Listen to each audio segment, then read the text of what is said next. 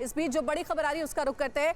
नए संसद भवन पर अशोक स्तंभ का अनावरण हुआ है, तस्वीरें आपको दिखाएंगे। प्रधानमंत्री नरेंद्र मोदी ने अशोक स्तंभ का अनावरण किया है। नए संसद भवन पर अशोक स्तंभ का अनावरण करने के लिए प्रधानमंत्री नरेंद्र मोदी खुद पहुंचे। ये देखिए, वहीं से तस्वीर आपको दिखा रहे हैं।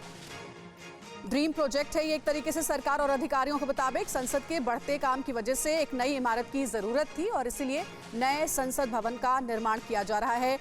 जो वर्तमान में संसद भवन है वो लगभग 93 वर्ष पुराना है और इसमें अत्याधुनिक सुविधाओं की व्यवस्था नहीं थी और इसीलिए अब नए संसद भवन का निर्माण किया जा रहा है। नए संसद भवन पर लगाया गया है अशोक स्तंभ, जिसका अनावरण करने प्रधानमंत्री नरेंद्र मोदी पहुंचे। और ज्यादा जानकारी के साथ हमारे पॉलिटिकल एडिटर आमोद राय हमारे साथ जुड़ गए। आमोद, तस्वीरें भी हमारे सामने आ गई हैं। नए संसद भवन, बहुत सारी खासियत है इसमें और बताया जा रहा है कि आधुनिक स्तर पर इसका निर्माण किया जा रहा है। अशोक स्तंभ, विशाल अशोक स्तंभ का अनावरण करने प्रधानमंत्री पहुंचे, क्या जानकारी आपके पास?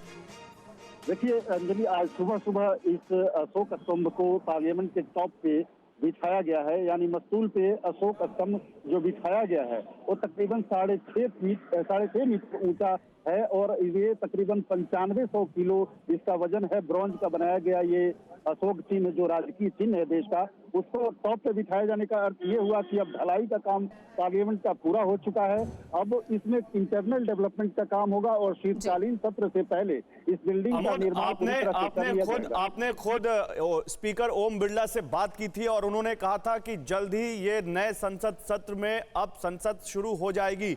तो ये माने कि जिस तरह से आज 20 फीट लंबा, 20 फीट ऊंचाई है इसकी अशोक स्तंभ लगाया गया है, तीनों जो शेर हैं वो एक साथ एक तस्वीर में दिख रहे हैं, जो अपने आप में बड़ा अद्भुत है।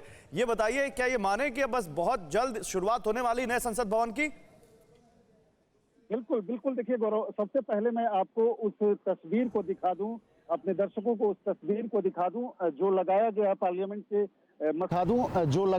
पार्लियामेंट के मस्तूल पे, टॉप पे, वो अशोक चिन्ह, वो राजकीय चिन्ह जिसको आज प्रधानमंत्री नरेंद्र मोदी ने इनॉग्रेट किया। एक छोटा सा पूजा का कार्यक्रम रखा गया था और इनॉग्रेट किया दिसंबर माह में इस साल। इसी बिल्डिंग से पार्लियामेंट का सत्र चलाया जाएगा, जो शीतकालीन सत्र है इसी बिल्डिंग से चलाया जाएगा। ये लगभग तय है 2010 में, माफ़ कीजिएगा, 10 दिसंबर 2020 में इसका फाउंडेशन होता है और अक्टूबर तक इसका मियाद रखा गया है कि इसको बनाकर कंप्लीट कर लिया जाएगा। यानी लिमिटेड समय में, 2 साल से कम समय में एक पूरी बिल्डिंग खड़ी कर दी जा रही है पार्लियामेंट की और वहां से अब नया सत्र चलाया जाएगा। ये जो गौरव, मैं आपको बताऊं, तस्वीरों में हमने देखा प्रधानमंत्री ने श्रमिकों से बातचीत भी की है, जो श्रमिक नए संसद भवन को बनाने में लगे हुए हैं। क्या बातचीत हुई, क्या बात की उनसे प्रधानमंत्री ने?